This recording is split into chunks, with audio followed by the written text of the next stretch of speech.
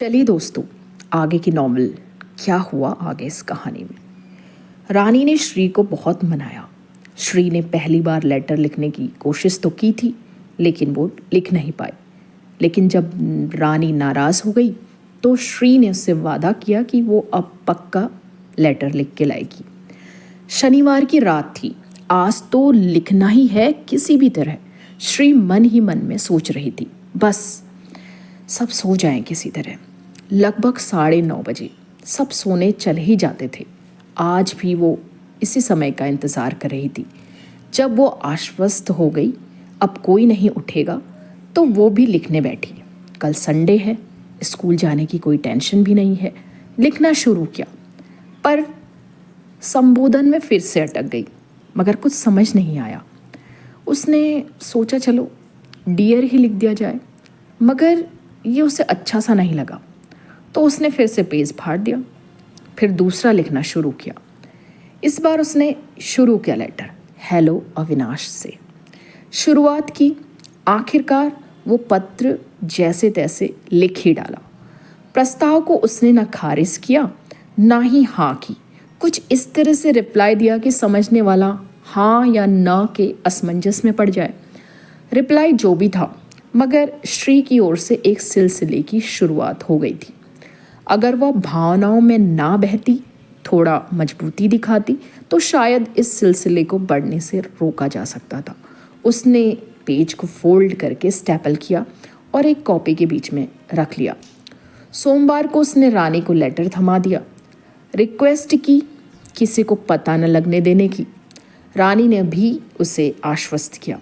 बस अब सिलसिला चल पड़ा। लेटर का आदान प्रदान बदस्तूर जारी रहा।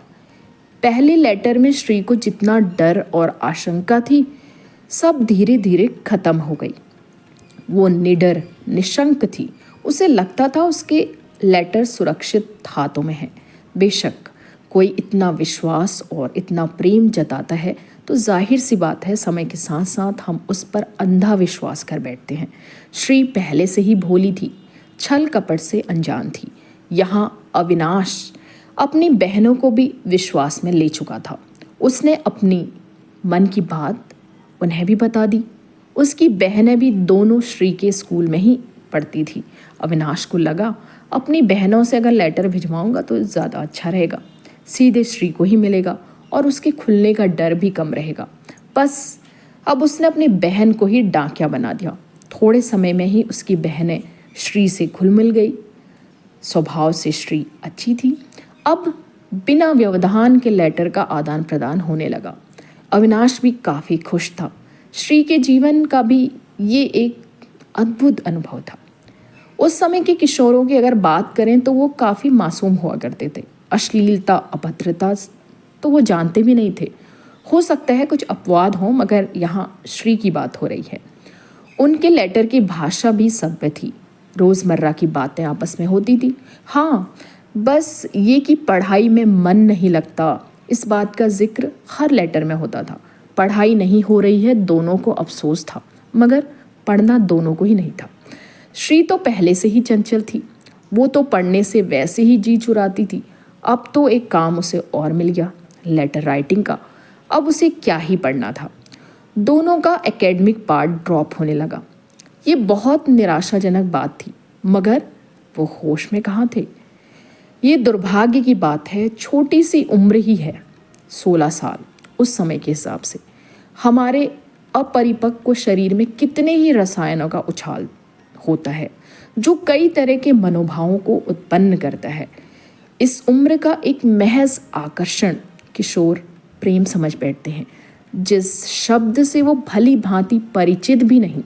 ये तूफानी समय है, अपनी ऊर्जा को सही दिशा में प्रवाहित करने का समय है। अगर सच में हम किशोरों की इस ऊर्जा को एक दिशा नहीं दे पाए तो निस्संदेह वो अपने जीवन को अंधकारमय कर लेंगे। श्री ने भी वो ही किया। उस समय कई किशोर, कई युवा श्री से बात करने को इच्छुक रहते थे, और जाहिर सी बात है ऐसे में वो किसी लड़के से अपनी भावनाओं को साझा कर रही थी, तो उस लड़के का शेखी बघारना तो बनता ही था। अविनाश अपने दोस्तों के बीच कॉलर उठाकर बताता कि मेरी श्री से बातचीत होती है, हमारे आपस में लेटर चलते हैं, किसी को अविनाश की बातों पर यकीन हुआ ही नहीं। आखिर ये कैसे बाजी मार सकता है? अब विश्वास भी तो सिद्ध करना पड़ता है, प्रमाण मांगता है। बस इसी प्रमाण के चक्कर में और खुद को विशेष साबित करने के चक्कर में अविनाश ने वो किया जो किसी प्रेमी को कभी नहीं करना चाहिए। वो श्री के लेटर अपने दोस्तों को पढ़ाने लगा। दोस्त भी चटखारे लेकर श्री की भावनाओं का आनंद उठाने लगे और वहाँ बेचारी श्री अनजान थी। जिन लेटरों को वो सबकी नज़रों से बचाकर बंद कमरे में लिख रही थी, जिनमें वो अपने दिल के जज्बातों को खोल कर रख देती थी, वही लेटर किसी की झूठी शान और शेखी भगारने के लिए सरेआम हो रहे थे।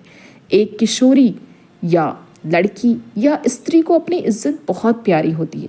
कोई भी ऐसा नहीं चाहेगी कि उसकी मन की भावना पब्लिक हो जाए, सिर्फ जो एक व्यक्ति के लिए होती है। मगर ऐसा हो रहा था। श्री के जीवन में एक भयानक मुसीबत दस्तक दे चुकी थी, मगर वो अनजान थी। आजकल काफ़ी दिनों से नोटिस कर रही थी कि स्कूल की उसकी कक्षा की कुछ लड़कियां उस पर लगातार कमेंट करती हैं। उसके लेटर की लिखी हुई बातों को आते जाते उसके सामने बोलती हुई जाती थी। श्री को समझ नहीं आ रहा था कि ये कैसे हो सकता है। लेटर तो मैंने अविनाश के लिए लिखा था, फिर ये लोग कैसे ये शब्द बोल पा रहे हैं। चलते फिरते उसकी भावनाओं की धज्जियाँ उड़ाई जा रही थी। वो लड़कियां आते जाते टोंट कसने लगी थी, जबकि श्री की गलती क्या थी?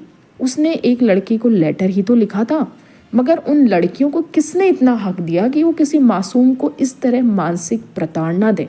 उनका एक ग्रुप था, लगभग 10 लड़कियों का ग्रुप, और श्री बिल्कुल अकेली थी। धीरे धीरे स्कूल में उसका आना जाना दूभर हो रहा था। वो खुद को अपराधी महसूस करने लगी थी, जैसे उसने कोई पाप किया हो। उन लेटरों की वो मधुरता अब कड़वाहट बन रही थी। श्री अजीब तरह व्यवहार करने लगी थी। वो उन लड़कियों से कुछ कह नहीं सकती थी, क्योंकि वो उसका नाम तो लेते ही नहीं थे। वो तो एक एक करके उसके लेटर में लिखे हुए वाक्यों को उसके सामने बोलकर चले जाते थे।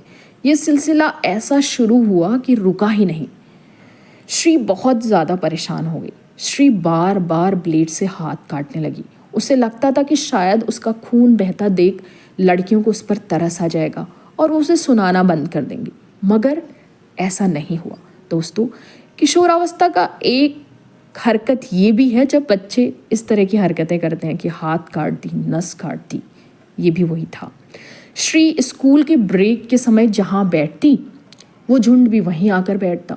उसको स्कूल की खिड़की के शीशे में देखते, इशारे करते, हंसते, खिलखिलाते, उसके वाक्यों को एक एक करके अपने अंदाज में दोहराते। क्या कोई महसूस कर सकता है ये कैसी दरिंदगी थी, ये कैसी भयावता थी? क्या ऐसी लड़कियों को किशोर कहा जा सकता है जो इतनी सी उम्र में इस तरह की दरिंदगी दिखाएं, एक निर्दोष के पीछे हाथ धोकर पड़ जाए?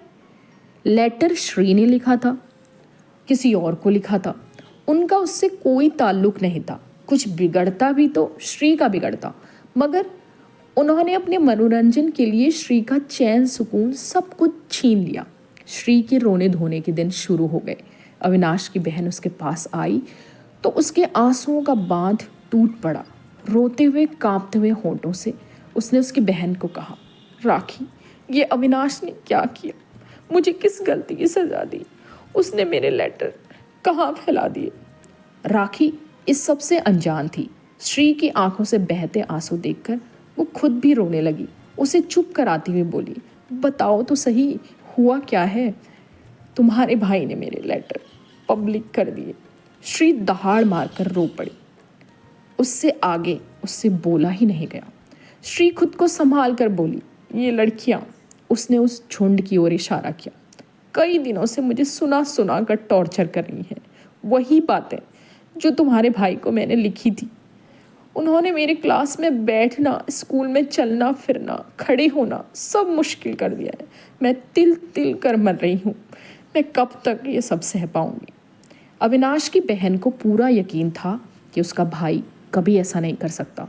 उसने श्री को भरोसा दिलाया, मेरा विश्वास करो, भैया ऐसा कभी नहीं कर सकता। वो तुम्हें लेकर बहुत ही केयरिंग है।